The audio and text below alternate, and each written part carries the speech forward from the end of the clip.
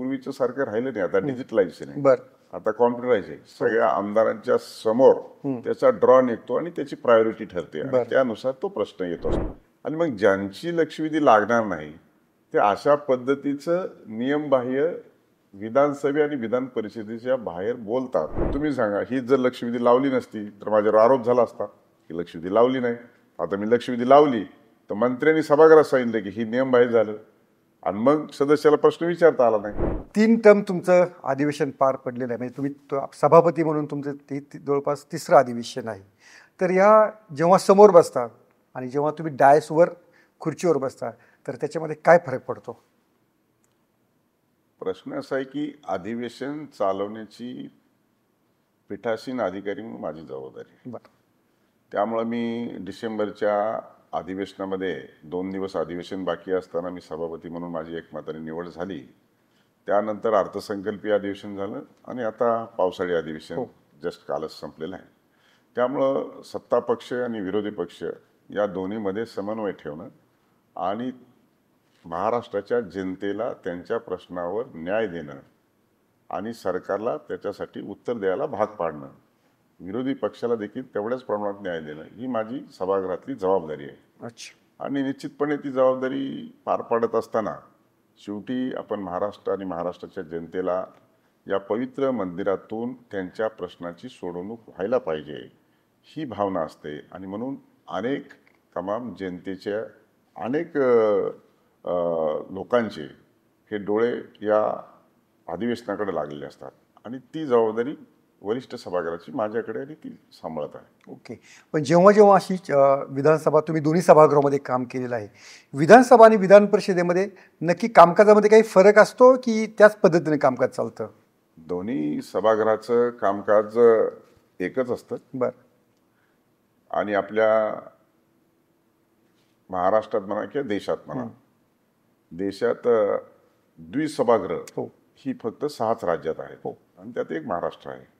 त्यामुळं विधानसभेचं कामकाज आणि विधान परिषदेचं कामकाज, सभेमध्ये 288 सदस्य आहेत आणि परिषदेमध्ये 78 सदस्य आहेत.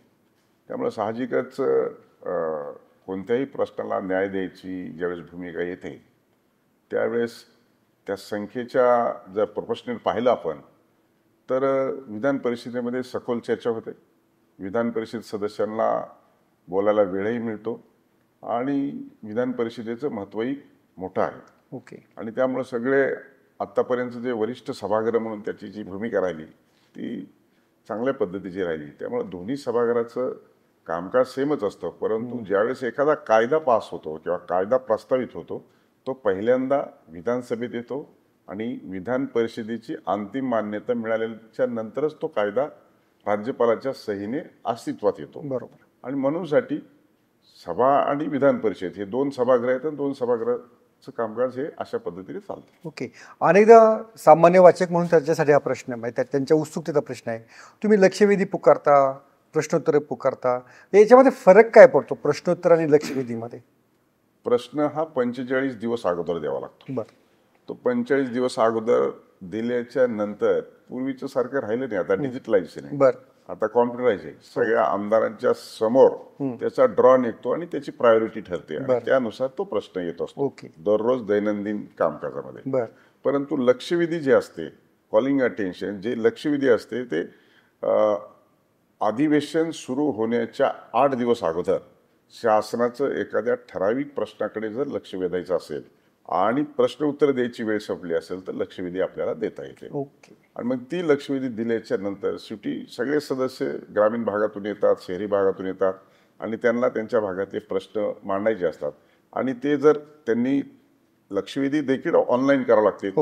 पण जी ऑनलाईन आहे तर सभापतीचा प्रिव्हिलेज आहे, विशेष अधिकार आहे. एखादं सभापतीला वाटलं की ऑनलाईन ही लक्षवेधी होऊनही स्वीकृत झालेली नाही किंवा विषय याच्यामध्ये नियमात न बसणार आहे तर त्यावेळेस सभापतीचा अधिकार आहे.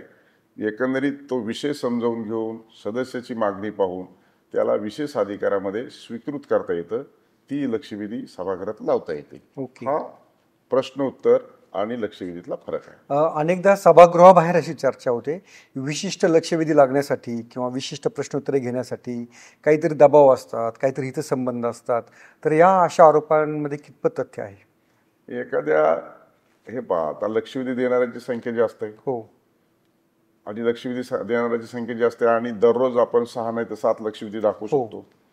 खाली जरी झालं तर 10 पर्यंत दाखवू शकतो. एवढ्याच लक्षवेधी दाखवण्याचं दैनंदिन कामकाजामध्ये तरतूद आहे. बर परंतु 288 आमदार जर म्हटले की आमच्या लक्षवेधी लागले पाहिजे, तर लक्षवेधी सगळ्याच्या लागतील का? नाही लागणार. वर पण 78 लोक म्हणले आमच्या लक्षवेधी रोज लावा, तर लागतील का? तर नाही लागणार. नियमातच तरतूद नाही. आणि मग ज्यांची लक्षवेधी लागणार नाही ते अशा पद्धतीचं नियमबाह्य विधानसभे आणि विधान परिषदेच्या बाहेर बोलतात, याला कुठलाही आधार नाही आणि त्याच्यामुळे ह्याच्यात तथ्यही नाही. शेवटी हा जो डेकोरम आहे, हा जो स्पेशल प्रिव्हिलेज आहे, इथं काही बोलता येत नाही. तुमची निकड, काळजी आणि त्या प्रश्न किती गंभीर आहे यानुसार लक्षवेधी लागत असतात. तुम्ही काही आणणार लक्षवेधी. आता आमच्या वरच्या सभागृहामध्ये एक लक्षवेधी आणली, तर काय लक्षवेधी आणली, ते सदस्य आला, मी काय बघितले नाही, भाऊ लावा म्हणला, लावा. मी लक्षवेधी लावली. लक्षवेधी लावली तर ती लक्षवेधी होती की गेली 5 का 10 वर्ष झालं माझ्या जमिनीची नोंद होत नाही. असा वैयक्तिक प्रश्न सभागृहात विचारता येत नाही. पण ती लक्षवेधी आली. माननीय मंत्री महोदयांनी उत्तर दिलं की सभापती महोदय, जर अशा पद्धतीच्या लक्षवेधी सभागृहात येत असतील वैयक्तिक स्वरूपाच्या, तर हे नियमाला धरून नाही. आता तुम्ही सांगा, ही जर लक्षवेधी लावली नसती तर माझ्यावर आरोप झाला असता की लक्षवेधी लावली नाही. आता मी लक्षवेधी लावली तर मंत्र्यांनी सभागृहात सांगितलं की ही नियमबाह्य झालं आणि मग सदस्याला प्रश्न विचारता आला नाही. असे बी काही प्रसंग असतात. सोशल मीडियाच्या भाऊ गर्दीत विश्वासार्हतेने चकाकणारे नाव म्हणजे लेट्सअप मराठी. सगळ्यांना, सगळ्या नागरिकांना ती स्पीच, ती लेट्सअप वरील मुलाखती म्हणजे विचारांचा खजिना. त्यानंतरच्या निवडणुकीमध्ये मला सोडून गेले. बातम्या केवळ वस्तुस्थिती सांगणाऱ्या, न प्रोपगंडा, फक्त जनतेचा अजेंडा. क्योंकि आने वाला कल जाने वाला है, जाने वाला कल आने वाला है. राजकारण, मनोरंजन असो की क्रीडा क्षेत्र, महाराष्ट्राची स्पंदने संवेदनशीलतेने टिपणारे माध्यम म्हणजे लेट्सअप मराठी. जगासोबत एक पाऊल पुढे राहण्यासाठी लेट्सअपचे ॲप, सोशल मीडिया आणि वेबसाईट सोबत कनेक्टेड रहा.